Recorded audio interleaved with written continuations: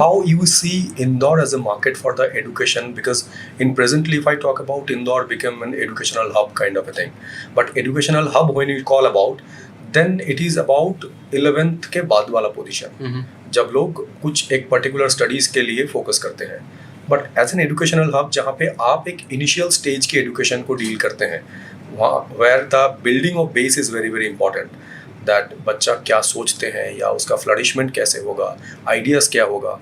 Because if I talk about my personal perception, I have a very bad perception on educational system in this country, because यहाँ पे थोड़ा सा openness कम है.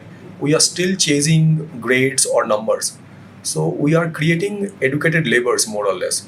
सो जो openness होना चाहिए, थिंकेबिलिटी जो आना चाहिए, आप कैसे देखते हैं इस चीज़ को? So I think you're correct. You're bang on with your, with your understanding about the industry. But then the new NEP policy, National Education Policy, which the government is now kind of ensuring that it propels in the entire society, it is taking care of a lot of concerns that you just mentioned, and it is giving that openness or that approach where kids are not just chasing numbers. Instead, they are chasing, or instead they are building, or they are in building right skills which will make them more successful in future. So I think with the new implementation of the new education policy, a lot of these problems that currently the system has should get fixed. Obviously, we are looking at big numbers. We're looking at a population like India, so it's going to take its own time. But I think the right approach that a government is following should, in a couple of years' time, should make our education system somewhere similar to some of the bestest education system in the world. Okay. So now can you please describe about your journey till 16 to 19, because I am talking about pre-COVID era. Because आपका जो model है ये Covid के बाद बहुत ज़्यादा flourishment में आया था, when people are more into these kind of educational tools and all, because kids were sitting at home, so they need these kind of studies, distant learning kind of a thing, and more of screen timing, which has been increased enormously. But you have started at 16, so 16 to 20 there was pretty good 4 years. So how much your brand was established till that period of time? So first 2 years we were selling the messenger platform. I mean, like I said, it was 16-17. It was 16-17 was mainly selling that messenger platform, getting to meet a lot of people. What were the challenges at that particular point of time? Because that time it was a very very new thing to the market. I mean, challenges. I'll say everything that every change that you want to make in the society would always come with hiccups. But the challenges were not as high as you would probably see in other industries, because we were dealing with educated people. It's easier for us to easier for anybody to kind of make present something which is logical to an educated person. And if the logical solution that you are providing, if that is making sense, then you have takers for that.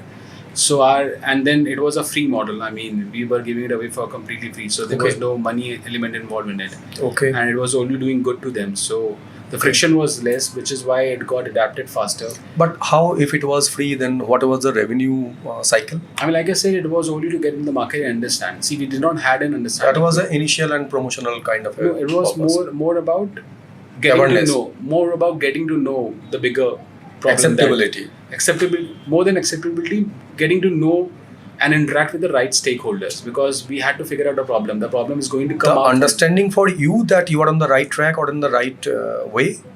No, not the understanding. I would say we knew that model that we had would never generate revenues. Eventually, a business has to generate revenues. Yes. So to ensure that we generate big revenues, and when we do that, we do in real big numbers, we needed to kind of interact with people, because me and my partner, we were not married. We did not have a child. So we did not know these problems that a usual child faces. That understanding we got to know about from the parents who were there in those schools, or the teachers who were taking care or dealing with the parents and the kids, or principals who had a lot of experience and had seen these problems in their last couple of decades. So to understand those problems, we kind of entered the market and gave it away for free to ensure that there was least friction. And least friction ensured that gave us the confidence that we are doing something right. And sooner or later, we will figure out something which is even bigger. And that's what exactly happened. So once we got an understanding in 2017, we started building the ClassMonitor version 2 that we call today, which is an hybrid approach, which are physical boxes And Okay. today we have 20 different boxes, which is catering kids between the ages of 0 to 8 years, and which is accompanied by application which is for a parent. So this is 17 you built this. 17, 18. So we were building technology. Technology took its own time. We had to raise funds. So we raised funds at that point of time.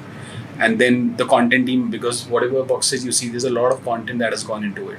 So people were developing content, then the designers were giving it a shape in a sheet format. Then we had to print the boxes. So all this took around a year. So Okay. it was finally in October 2018 when we kind of rolled out this product. And those schools that we initially were selling messenger platforms, they were the first buyers of our boxes. So in the first 5 months alone, we managed to do sales of around just under 1 crore. So from there, Good number, that's it. so from there the word propelled, and then it flowed organically, because initially we did not have marketing dollars to kind of spend in marketing. So it was all word of mouth. I still remember the first 100 users. We launched our product in an exhibition in Indore where we sold around 80 of our boxes. And those first 80 deliveries I kind of hand delivered to to the parents to kind of understand the kind of response or reaction their kids were giving. And when we did that on the first day, I was selling we were sitting at the stall from 6 in the morning, started selling from 11 in the morning. We were selling till 10 in the night, and then kind of took the entire thing out. But when we sold those many units, when you sell something and you see that people are buying 2 boxes at a time, they're giving you 5,000 rupees. So that's when you get the confidence that whatever you're prepared. Confidence and satisfaction both. Yeah, satisfaction and confidence. Satisfaction, an entrepreneur can at times feel self-satisfied because he knows he's doing a lot of things which sometimes might take time. But confidence, when you see it converting into revenues, ensures that you have taken the right step. Then obviously you have to figure out a lot of other things, which we did eventually in our case as well. But then that sale, the first sale of 80 units, which I still remember was around 1,67,000. That gave us the confidence that we have figured out something which is going to click. And if we do it And right, commercially then it's going viable to- as well. Yeah, and that is, if we do it well, then whatever money we have spent in last 2.5 years in messenger platform, plus a lot of extra cash that a business requires would be generated from what we have just built.